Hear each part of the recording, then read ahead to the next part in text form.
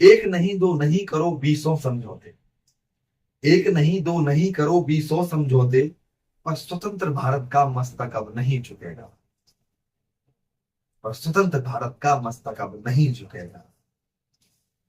इसे मिटाने की साजिश करने वालों से कह दो, इसे मिटाने की साजिश करने वालों से कह दो कि चिंगारी का खेल बुरा होता है, और औरों के घर में आग लगाने का जो सपना, वो एक दिन अपने ही घर में सदा खरा होता है। नमामि दर्शकों, स्वागत है आप सबका अपने YouTube चैनल में, और आपको इस स्वतंत्रता दिवस की बहुत बहुत हार्दिक शुभकामनाएं। इस वीडियो में हम स्वतंत्रता से रिलेटेड बात ही करेंगे। आखिर भारत को स्वतंत्रता किसने दिलाई? कहीं ऐसा तो नहीं जिन लोगों ने अपने सामने इतिहास को लिखवाया, या जिन लोगों ने इतिहास को लिखा, क्या उन्होंने अपना महिमा मंडन तो नहीं किया भारत की स्वतंत्रता के लिए? इस चीज को समझने के लिए हम चलते हैं भारत के एक ऐतिहासिक तथ्य की ओर। 1956 1956 में ब्रिटेन के प्रधानमंत्री एटली भारत आए हुए थे।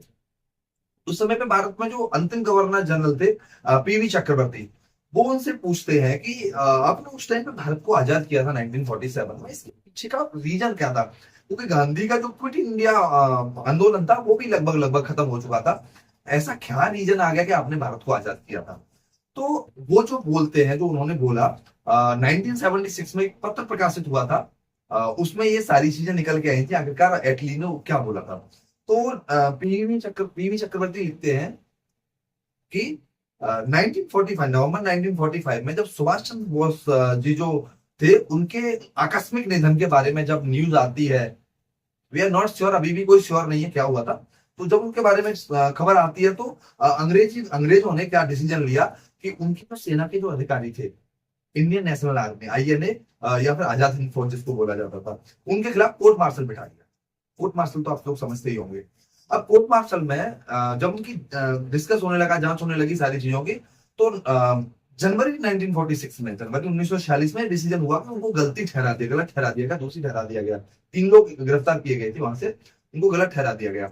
जब उनको गलत ठहराया गया, तो उस समय पे भारत के लोगों ने और भारत के राजनीतिक लोगों ने, भारत के जो नॉर्मल लोग थे या राजनीतिक पार्टियां थी, वो सब एक हो गए, और उस सिचुएशन में अंग्रेजों के ऊपर इतना प्रेशर बनाया कि अंग्रेजों को उन तीनों लोगों को दोषी होने के बाद भी उनकी सजा माफ करके उनको छोड़ना पड़ गया। तो यहां से प्रेशर बनना शुरू हो गया।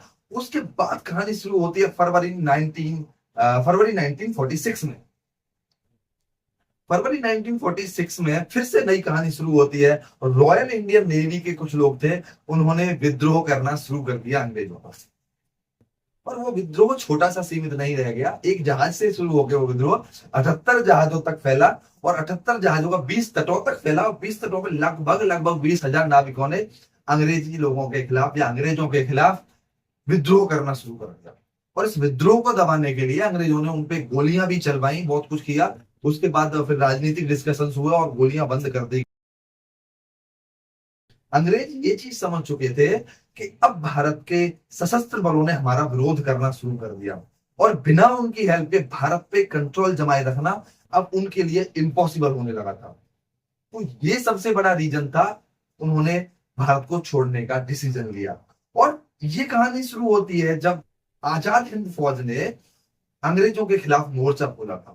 जब हम सुभाष चंद्र बोस जी के बारे में समझने की कोशिश करते हैं डिटेल से, तो मैं जब समझने की कोशिश करता हूँ, तो 1947 में जब आजादी मिली, तो सबसे बड़ा उस समय पे सबसे बड़ा योगदान था सुभाष चंद्र बोस का।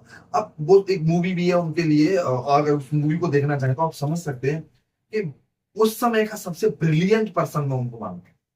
और उनके बाद मैं मानता हूँ अपना जो सरदार वल्लभ भाई पटेल थे उनको। बाकी ज्यादा के बारे में मैंने स्टडी नहीं की, पर जितना मैं समझ पा रहा हूँ, वो दोनों लोग सबसे ब्रिलियंट पर्सन थे उस समय के। उन्होंने जो आजाद हिंद फौज बनाई थी, अंग्रेजों को उससे डर लगने लगा था, और आजाद हिंद फौज की वजह से भारत के जो लोग अंग्रेजों के साथ जो रहते थे, उन्होंने उनके विरोध में आना और विद्रोह करना शुरू कर दिया। और जैसे जब देखो, क्या था, अंग्रेज किसके सहारे भारत में रह रहे थे? भारतीय लोगों के सहारे। वो क्या थे? 20-30 हजार लोग तो खुद थे ही अंग्रेज। अब वो भारतीय आर्मी के सहारे रह रहे हैं, और भारतीय लोगों के सहारे वो भारत के अंदर रह रहे हैं। तो उस सिचुएशन में यही सीन हुआ। उनको जब लगा कि अब आर्मी ही हमारा साथ नहीं देगी, आर्मी ही हमारे विद्रोह में उतर आएगी, तो हम जिंदा भी इंग्लैंड वापस नहीं जा सकते। तो उन्होंने उस टाइम पे ये डिसीजन लिया कि उनको जिंदा रहना है, तो उनको वापस जाना है जिंदा और भारत को छोड़ देना चाहिए इसी समय पे। तो इन सबसे बड़ा इसके पीछे का रीजन निकल के आता है सुभाष चंद्र बोस जी और सुभाष चंद्र बोस की जो इंडियन नेशनल आर्मी थी, भारत की जो आजाद हिंद फौज थी, पहली फौज, वो सबसे बड़ा रीजन था।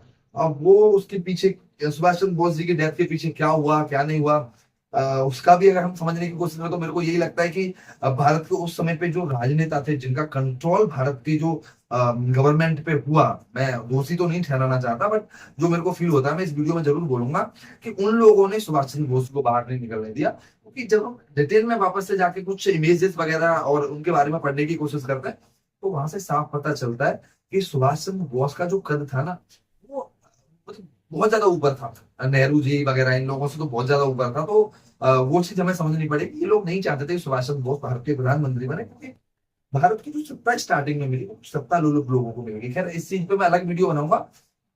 तो हमें ये समझना पड़ेगा कि भारत को 1947 में ही क्यों आजादी मिली, आप समझ सकते हैं। सत्य के साथ मैंने इस वीडियो को बनाया। वीडियो अच्छी लगी हो तो वीडियो को ज्यादा से ज्यादा शेयर करना, ज्यादा से ज्यादा लोगों के पास पहुंचाना स्वतंत्रता दिवस के अवसर के मौके पे, और चैनल को सब्सक्राइब जरूर कर लेना इस बार, और ज्यादा से ज्यादा वीडियो को शेयर जरूर करना। थैंक यू सो मच, धन्यवाद। फिर से एक बार स्वतंत्रता दिवस की बहुत बहुत हार्दिक शुभकामनाएं। जय श्री राम।